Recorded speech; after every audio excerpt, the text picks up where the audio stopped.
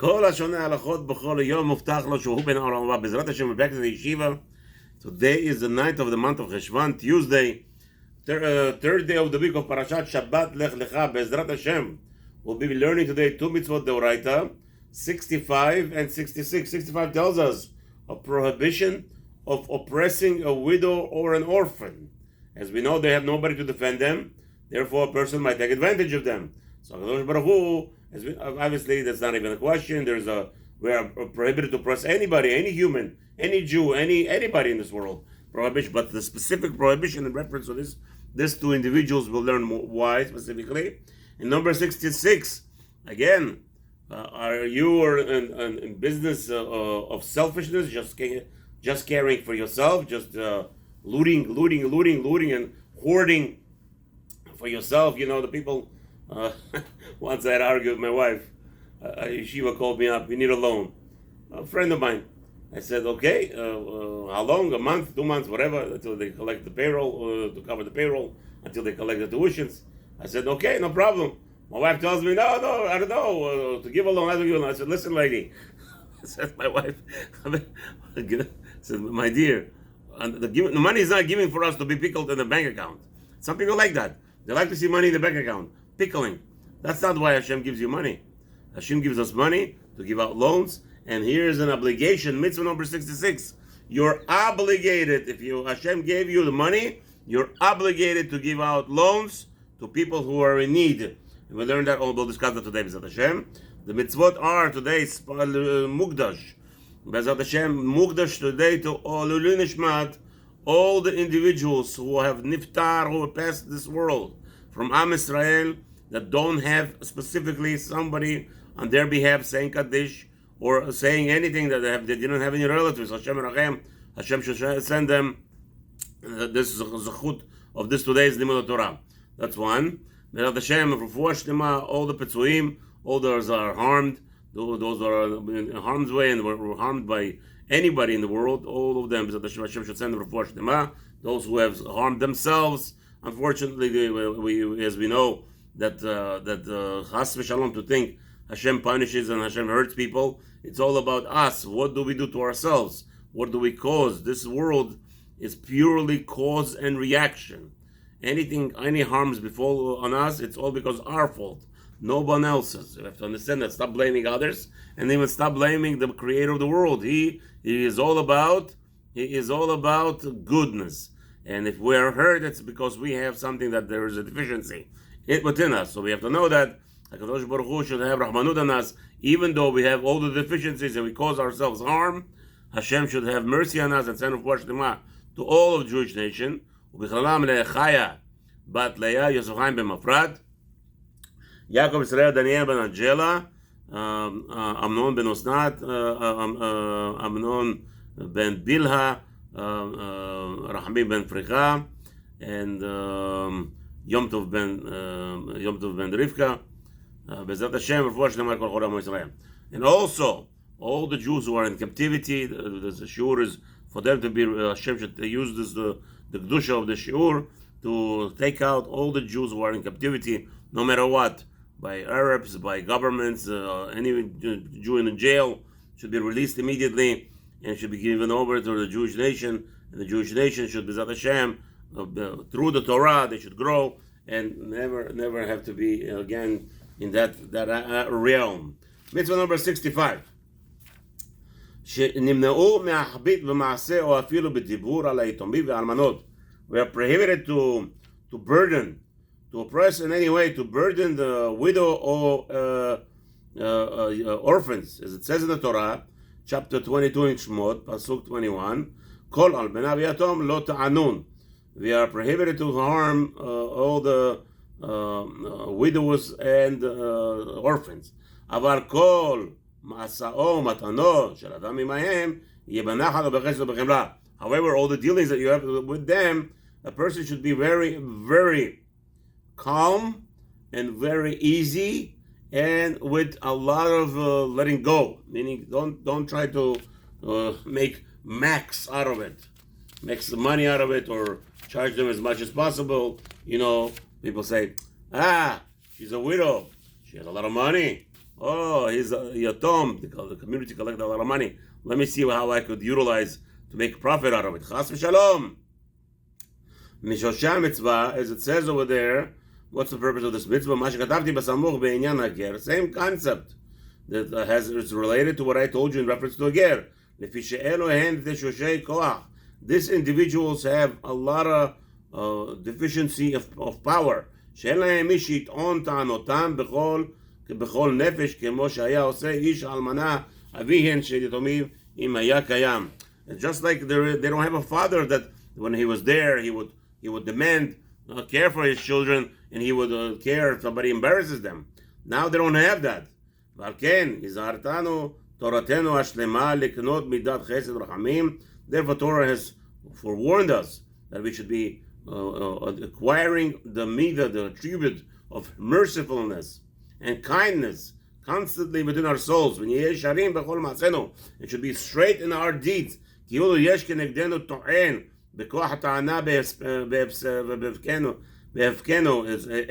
there is an individual standing on top of us, who's that individual? There's no husband. Hashem is going to be to'en. Hashem is going to reprimand an individual who's taking advantage of this tool. מנחוס ונחמול עליהם ונראה זכותם בכל דבר יותר משהיינו עושים אם היה האב קיים. That we should always strive to look for their side and to make sure that they are taken care of and they should be placed on the top of the list and then just like as if they had a father or a husband protecting them. Let's learn certain rules that are connected to this mitzvah. As I say, just told us,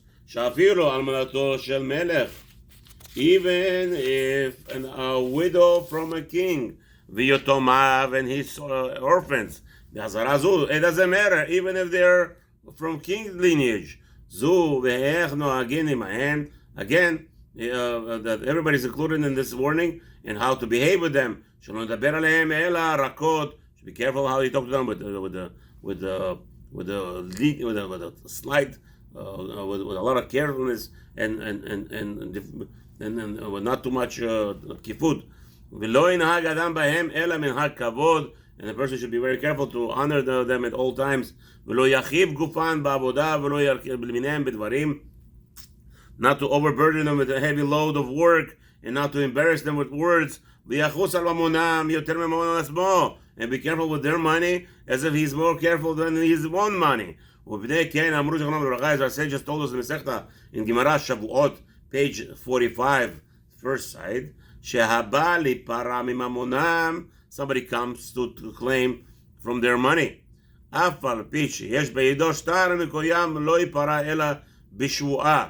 if a person comes and says, here, your father left you $1 million, but here's a contract, he owed me $100,000, right? So maybe just pay me the $100,000. It's mine.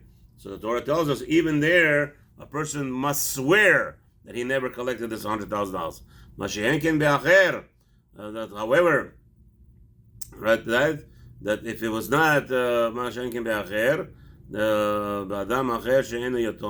right, by another person when he comes to claim $100,000, he's a contract, witnesses, everything is kosher, you have to pay him back right away. By the orphans and the widow, it's different. By the orphans and widow, we give him upper hand, and only if this guy comes to really he wants to collect $100,000, he has to put a Sefer Torah and put his hand and take it out and swear in Hashem's name that he didn't collect the $100,000. There we have more stringencies.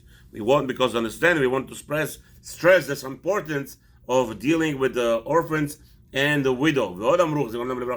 Also in the Masechta Gittin, page 58, second side, the sages added, if there is a dispute between a widow and somebody else, or an orphan with other people, over here we have a rule. The rule is a Beit Din is never allowed to be a defender of any sort or a persecutor. A Beit Din is only supposed to hear the case and give out the ruling. But over here we say no. Since they are orphans the case involved the orphans, that Beit Din has to go out of their original status and original purpose of the Beit Din, they have to explain why the orphans are actually not guilty, and the other person is going to be the claimant from the orphans is going to have a lesser hand, because the Beit Din is going to try to protect them with all the strength. And the Beit Din has to go and proclaim it for their benefit. Just like as if their father was standing there and protecting them and claiming on their behalf. ואם יש להם מעות שמכריחים בית דין כל מי שימצאו שהוא עשיר בנכסים שיש להם אחריות ויהיה איש נאמן ואוהב שלום וכשר ומפקידין לו מעות היתומים להתעסק בהן בעניין שיהיה קרוב לשכר אל היתומים ורחוק ולהפסד. Again, also we put what's his name? Apotropos, what's the word? We put a person in charge of let's say if there's inheritance, in charge of the money, and this person will be the individual. He has to be, first of all, a very wealthy person, successful in business, and he has to know that the investments, the Beit Din has to make sure that all the investments he's going to do are going to be for the benefit of the orphans and far away from any potential even loss. Over there, that if however, when a person comes and wants to invest money of others to make money for them, the Torah actually is against that, because over there it could be isur of a prohibition of rabbinical prohibition of interest, right? Let's say taking $100,000, managing other people's property, money, and to make interest for them, make profits for them via interest. That would be a problem with rabbinical prohibition. However, by the orphans, there is no prohibition. ומכריחים גם כן כל אדם שהוא טוב להם, שיפקח עינו על נכסיהם, אם לא הניח להם אביהם שום אפוטרופוס. Again, so if the father did not appoint an individual who will be in charge of the estate, right, a trustee, so that the Beit Din is responsible to put up a trustee. ועוד אמרו בהם, also over there in מסכת גיטין, 52nd page, first side, שכל משא ומתן שיהיה להם עם כל אדם, יהיה ידם על העליונה, כמו ההקדש ויותר מהקדש ואחד. Okay? All of their transactions that are going to be transacted, let's say, it has to be always for the benefit of the orphans, right? Sometimes let's say they make a business transaction. Before you give out money, you could back out, they could back out. Even if there was a signing of a contract, let's say they sign a contract, the guy is going to buy lumber, let's say 2x4, he's going to buy wood at $10 a stick, right? 2x4 by 16, $10, right? Now what happened was they signed a contract, 1,000 sticks, $10,000, right? Now what happens is, before he gave the money, before the acquisition acquired, according to the regular standard of business, once you sign a contract, you made a kinyan, even if you didn't pay, you have to bring the money, you're obligated, right? Once the transaction happened. What happened was, before the guy picked up the wood, the price went down to $5 a stick, right? So if it's a regular person, the Beit Din says, you sign, you did a kinyan, it's your problem. By orphans, the other way around. Sign a contract, everything was done, transaction was complete. All of a sudden, the lumber goes down, $5, right? The lumber goes down $5 a stick. The orphans could back out. Say, sorry, okay, here's the star. We can rip it apart. Let's buy it at $5 a stick, and they are allowed to do that because, again, for the benefit, they're always are on top. They're always on the benefit side. כיצד יתומים שמכרו פירות ומשכן מהן הלוקח ולא נתן להם האדמים עדיין ויקרו. So okay, then we have all those things. Or let's say they were selling a box of avocados for $10. What happened was, so they signed a contract. The orphans now, they signed a contract, 1,000 cases for $100, right? Let's say 1,000 cases for $100 of avocados, and the guys made a kinyan, right? Even he gave the money already there. He gave the money, but he didn't pick up the cases yet, right? All of a sudden, a case of avocados shot up to $300. So the orphans could back out and say, listen, Habibi, here's your money back. It's $300 a case. You want to take it. If not, bye-bye. So they are always going to be on the benefit side. And there's a lot of Also, the chas v'shalom, the person have to be very careful how he deals with them. If in any way they're going to be upset or hurt with him, this could cause them, actually cause a person's life, as the Torah promises, right? That if an orphan or the widow cries to me, I will punish a person. So many people are actually very careful not to do any business with a widow because of this aspect, right? The Torah promises a person who causes her harm, I will cause him harm, and I will actually kill the man. The Torah tells us there, so to be very, very careful dealing with a widow or orphan, and extremely careful that if chas v'shalom you're going to cause them any suffering, a great harm could come on the person who is involved. Therefore, a lot of people stay away not to deal with them because of the sphere. If you are able to, and you understand who you're dealing with, what you're dealing with, but chas v'shalom to take advantage in any sort of way, that is what's his name? That is harmful. There's a lot of rules. We just don't have time now to go through details. This mitzvah, however, is males or females, doesn't matter. If you're dealing with orphans and widows, you have to be very careful. You have to deal with them with a lot of ease and carefulness. And again, if somebody harms them, now it depends. If it's monetary, then the Beit Din will obligate them to return the money. There is no malkut. If it's a verbal abuse, a person should be very careful. And it says over there, Hashem will kill those who are harming verbally, specifically these individuals, because of their status, of the low status of a widow or orphan. Mitzvah number 66. Mitzvah halva'a le'ani. There is an obligation to give out a loan.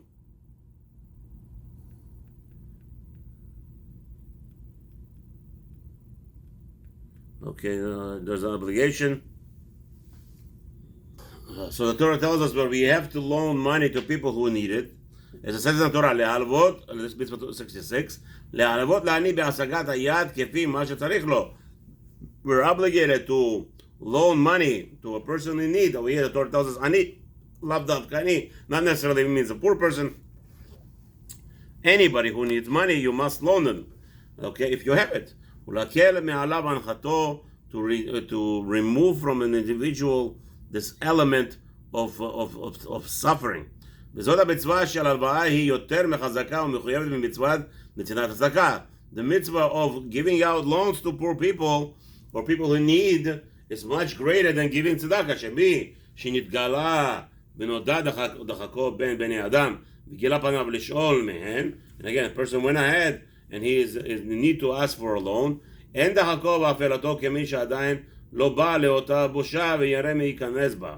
All right, obviously he wants to take a loan to prosper in his business or to revive his business. Again, it's better to help him because chas v'shalom, what is it better to when he gets poor and he has nowhere to survive? Just now he's going to be looking for tzedakah. ואם יהיה לו מעט צעד של הלוואה, ומה שירווח מעט אולי לא יצטרך לבוא לשאלה לעולם.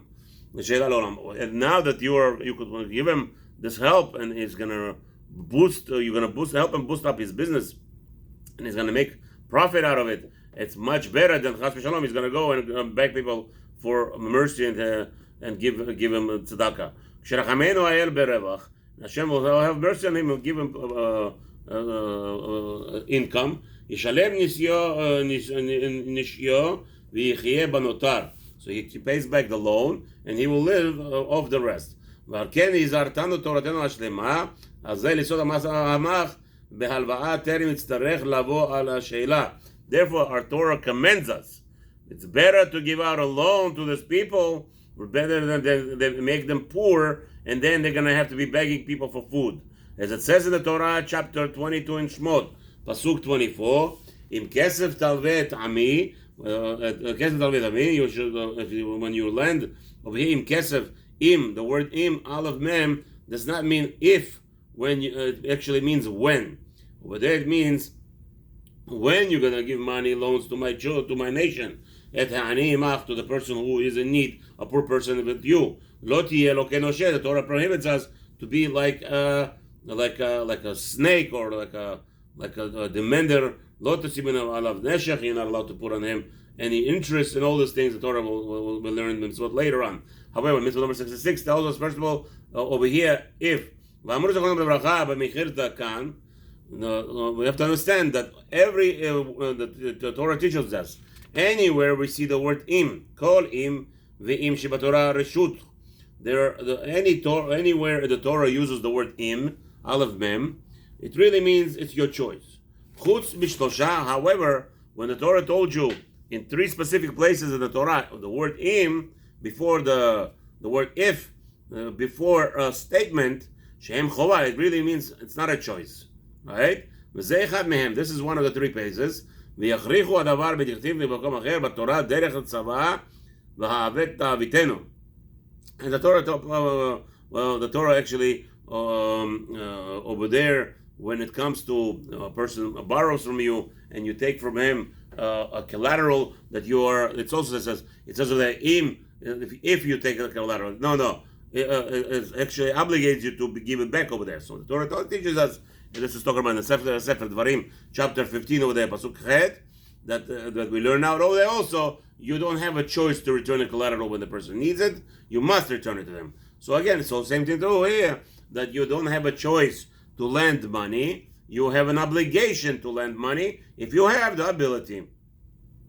Even the halachot that's kedai to learn for people, Avat Chesed of Chafetz Chaim, he discusses this very much in length about lending money to people. What's the obligation? Sometimes, even if a goy is going to make you richer, give you interest on the money that you're borrowing, and the goy or the Jew is not going to give you any interest, the interest of Hashem is much greater than the interest of monetary, and therefore there's an obligation to give the Jew first, even if it's for free, without any interest.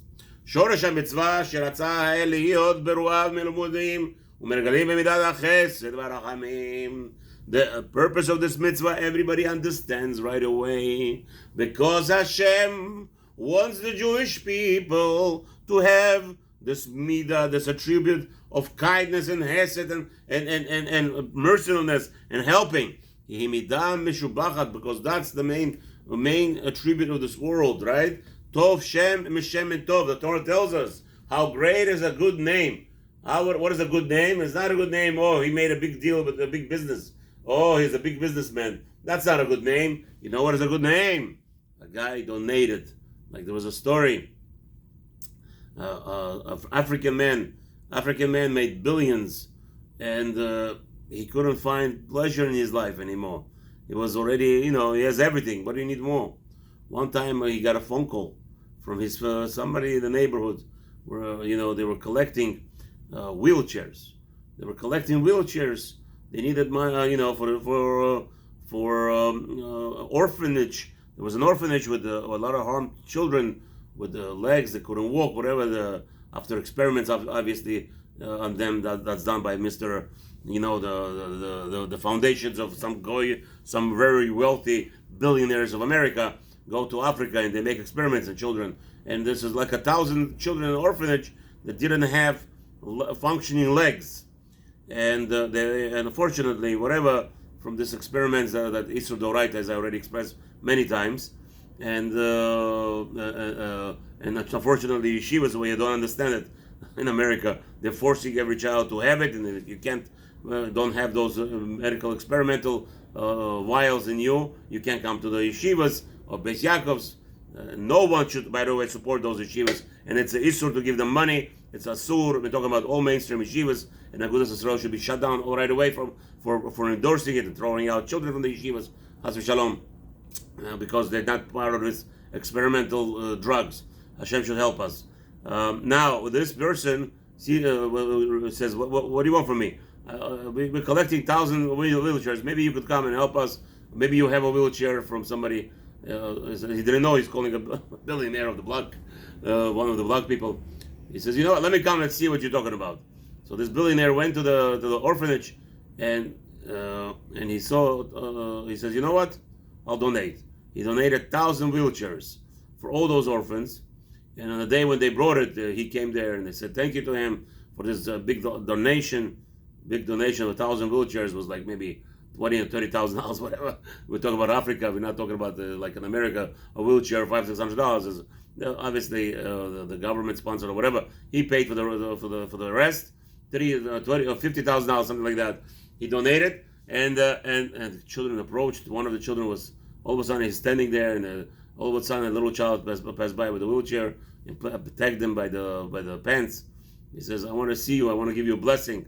I want to see the man who took care of us and gave us this wheelchair, and this billionaire who went through everything in his life."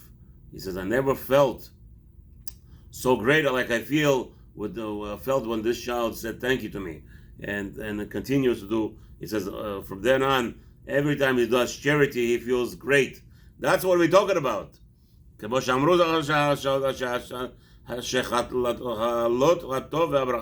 לעולם על הטוב לא בהפקו ובהיטיב השם יתברך לטובים יושלם חפצו שחפץ להיטיב לעולם. Again, Hashem is מה אתה רחום, מה אני רחום, אף אתה רחום. Right? Hashem is all about mercy. So if you have the ability to help others, you're obligated to help others. No, there's no what's his name.